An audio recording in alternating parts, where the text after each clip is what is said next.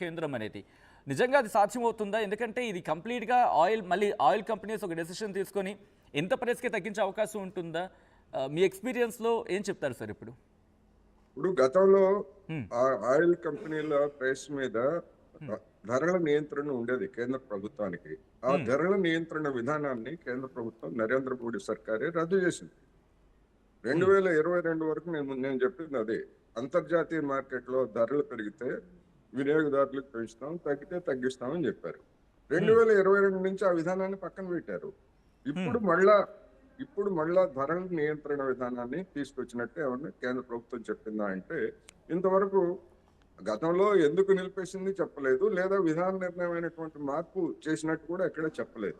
అందుకని ఇదంతా కూడా ఈ ఎల్పిజి సమస్య మీద లేదా పశ్చిమాసియా యుద్ధంలో అనుసరించినటువంటి వైఖరిలో ప్రతిపక్షాల నుంచి వచ్చినటువంటి విమర్శలు కావచ్చు, లేదా మీడియాలో వచ్చినటువంటి విమర్శలు కావచ్చు, వీటన్నిటిని తట్టుకోలేక చేస్తా ఉంది ప్రభుత్వం. రెండోది ఇంకొకటి ఏమిటంటే, యుద్ధమా లేకపోతే ఇతరతర కారణాలా అనేటువంటిది మనం అప్పుడే చెప్పలేం. కానీ ఇతర నిత్యావసర వస్తువుల ధరలు కూడా పెరిగాయి. ఈ నిత్యావసర వస్తువుల ధరలు పెరగటం అంటే ద్రవ్యోల్బణం పెరుగుతుంది. అందుకని బహుశా ద్రవ్యోల్బణ నియంత్రణలో చర్యలో భాగంగా కూడా కేంద్ర ప్రభుత్వం ఈ తాజా నిర్ణయం తీసుకొని ఉండొచ్చు. అందుకని ఏంటి జరిగింది ఏమిటి అనేటువంటిది మనకి ఇంకా కొద్దిసేపటి తర్వాత కానీ మనకు ఒక స్పష్టత రాదు అనేది నా అభిప్రాయం. True sir. సార్ అంటే ఇంకొక మాట నేను వింటున్నాను.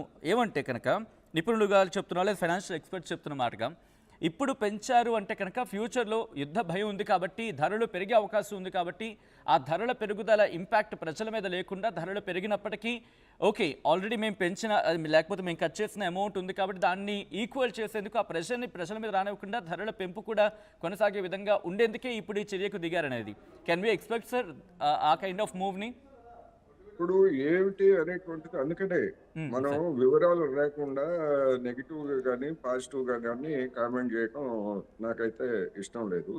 డెఫినెట్ గా ఎందుకు అంటే గడిచినటువంటి 12 సంవత్సరాల్లో ఏడాదికి ఈ సెస్సుల ద్వారా వసూలైనటువంటి మొత్తం ఏడాదికి 2.5 లక్షల కోట్ల నుంచి 3 లక్షల కోట్లకు ఉంది సగటున. అంటే 12 ఏళ్లలో 12 36 లక్షల కోట్లని మన వినియోగదారుల నుంచి కేంద్ర ప్రభుత్వం సెస్సుల రూపంలో వసూలు చేసింది. ఎక్సైజ్ డ్యూటీ పెంచలేదు. ఎక్సైజ్ డ్యూటీ పెంచితే రాష్ట్రాలకు వాటా ఇవ్వాల్సి వస్తుందని దొడ్డిదారిన తన లోటు ఖాతాను పూడ్చుకునేందుకు కావచ్చు, లేదా పారిశ్రామికవేత్తలకు ఇచ్చినటువంటి రాయితీల కోసం కావచ్చు, దాదాపు 30 నుంచి 36 లక్షల కోట్ల మేరకు గడిచినటువంటి 12 సంవత్సరాల్లో మన వినియోగదారుల నుంచి వసూలు చేసింది. మరి అంతర్జాతీయంగా రేట్లు తగ్గినప్పుడు ఎందుకు తగ్గించలేదు? మరి ద్రవ్యోల్బణాన్ని అరికట్టడానికి ఇది ఒక మార్గం. అప్పుడు ఎందుకు చేయలేదు, ఇప్పుడు ఎందుకు చేశారు? అందుకని అనేక అనుమానాలు. నేను మొదటే చెప్పినట్టుగా ఖచ్చితంగా ఇది రాష్ట్రాల ఎన్నికలను ప్రభావితం చేసేందుకు తీసుకున్నటువంటి కారణాల్లో ఒకటి. రెండోది ధరల పెరుగుదల అనేటువంటిది అందరికీ తెలుస్తా ఉంది. ఇప్పుడు మనం హోటల్స్ లో చిన్న చిన్న దుకాణాలు, తోపుడు బండ్లు, టిఫిన్ సెంటర్స్ కానీ, లేకపోతే 1 రూము 2 రూముల్లో ఉన్నటువంటి చిన్న చిన్న రెస్టారెంట్లకు కానీ వెళ్తే వాళ్ళు సగటున 5 రూపాయలు ఒక్కొక్క ఐటమ్ మీద పెంచారు. ఎందుకు పెంచారంటే గ్యాస్ ఒక్కటే కాదండి, ఇతర నిత్యావసర వస్తువుల సరుకుల ధరలు కూడా పెరిగాయి. అందుకని గ్యాసు సాధారణ స్థితికి అంటే మామూలు మార్కెట్ రేట్లకే దొరికిన తర్వాత కూడా ఈ రేట్లను ఇంకా తగ్గించేటువంటి అవకాశం అయితే లేదు. ఎందుకంటే మిగతా వస్తువుల ధరలు పెరిగాయని చెప్పేసి వాళ్ళు స్పష్టంగా చెప్తున్నారు. అందుకని ఈ నేపథ్యంలో దీని వెనకాల ఉన్నటువంటి కారణం ఏమిటి? ఎందుకంటే ప్రభుత్వం కూడా వివరించాలి ఎందుకు తగ్గించింది అనేటువంటిది కూడా చెప్పాలి కదా. గతంలో ఎందుకు పెంచామని చెప్పారంటే, సెస్సులు వ్యవసాయానికి, రోడ్లకి, లేకపోతే ఇతరత్ర వాటికి మేము ఇన్ఫ్రాస్ట్రక్చర్ ఖర్చు పెడుతున్నాము, అందుకోసం సెస్సులు అని చెప్పారు. మరి ఇప్పుడు ఎందుకు తగ్గించారు అంటే వాటికి అవసరమైనటువంటి దాన్ని మరి కోత పెడుతున్నారా అనేటువంటి సమస్య కూడా తలెత్తుతుంది. అందుకని వివరాలు వచ్చిన తర్వాత మాత్రమే సమగ్రమైనటువంటి విశ్లేషణ కానీ లేకపోతే అభిప్రాయం కానీ చెప్పడానికి అయితే అవకాశం.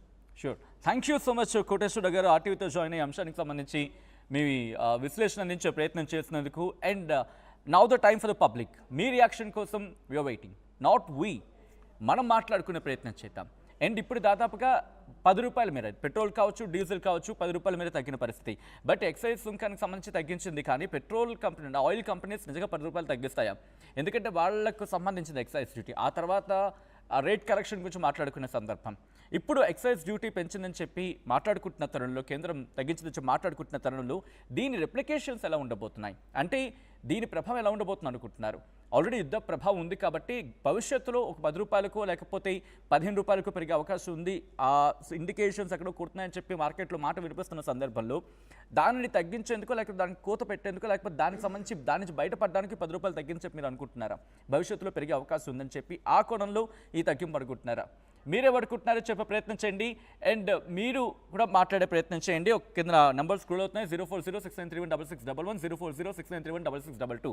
ఈ నెంబర్కి కాల్ చేసి మీరు పబ్లిక్ రియాక్షన్ చెప్పే ప్రయత్నం చేయొచ్చు. అండ్ నేరుగా నేను గ్రౌండ్కి వెళ్ళిపోయే ప్రయత్నం చేస్తున్నాను. పెట్రోల్ బంకుల దగ్గర ఎటువంటి రియాక్షన్స్ వస్తున్న అప్డేట్స్ అందించేందుకు నిర్మలా ఫోన్ లైన్లో జాయిన్ అవుతారు. ఇన్ఫాక్ట్ లైవ్లో ఉన్నారు సోమాజ్ కూడా పెట్రోల్ బంక్ నుంచి. ఎస్ నిర్మలా, ప్రస్తుతం ఈ ఎక్సైజ్ సుంకం, ఎక్సైజ్ తగ్గించిన తర్వాత పబ్లిక్ రియాక్షన్ ఏంటి? రెప్లికేషన్ ఎలా ఉంది? గ్రౌండ్లో ఏమంటున్నారు? ప్రజలు ఏమంటున్నారు? వాహనదారులు ఏమంటున్నారు?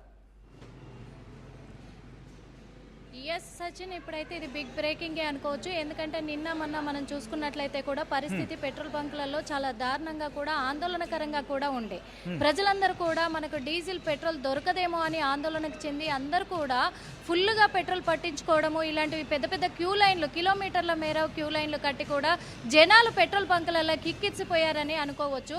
కానీ ఈ రోజు చూస్తే ఖాళీగా ఉంది. అందులో ఒకటి కేంద్ర ప్రభుత్వం తీసుకున్న ఈ నిర్ణయం మాత్రం ఇప్పుడు మొత్తం కూడా వాహనదారులకు ఇది ఒక గుడ్ న్యూస్ అని అనుకోవచ్చు. చాలా హ్యాపీగా ఫీల్ అవ్వాల్సింది అనుకోవచ్చు. ఇంకా ఇక్కడ కొంతమంది పెట్రోల్ బంక్ లో ఉన్నారు, అడిగి తెలుసుకుందాము ఏమంటారు ఏంటి అనేది కూడా. సార్, ఇప్పుడు కేంద్ర ప్రభుత్వము పెట్రోల్ మీద, డీజిల్ మీద 10 రూపాయలు తగ్గించే నిర్ణయం తీసుకుంది, ఎలా ఉండబోతుంది? బాగుంటుంది మేడం. 10 రూపాయలు తగ్గించిందంటే చాలా మంచిగా ఉంటుంది కదా, జనాలకు కూడా అందరికీ హ్యాపీ.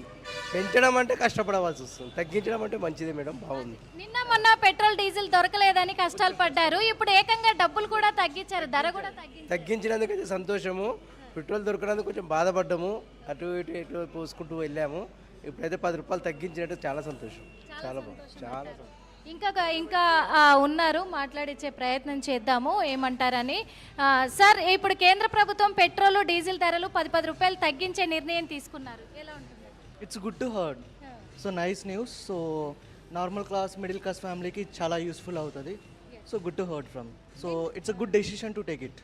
అంటే నిన్నటి వరకు కూడా పెట్రోల్ డీజిల్ దొరకదు అని చెప్పేసి ఆందోళన చెందిన ప్రజలు, రేట్లు కూడా ఎక్కడ పెరుగుతాయో అని భయపడ్డ ప్రజలు ఈ రోజు ఈ న్యూస్ వినడం వల్ల ఎలాంటి రిలాక్సేషన్? యా, చాలా బాగుంది. దెన్ ఆ ప్రజలు నిజంగానే గత 1 వీక్గా చాలా సఫర్ అయ్యారు. కొంతమంది అది గుడ్ న్యూస్ కాదని చెప్పారు, కొంతమంది పెట్రోల్ దొరుకుతుందని కూడా చెప్పారు, కొన్ని చోట దొరకదని చెప్పారు. But end of the day it's fine, nice to.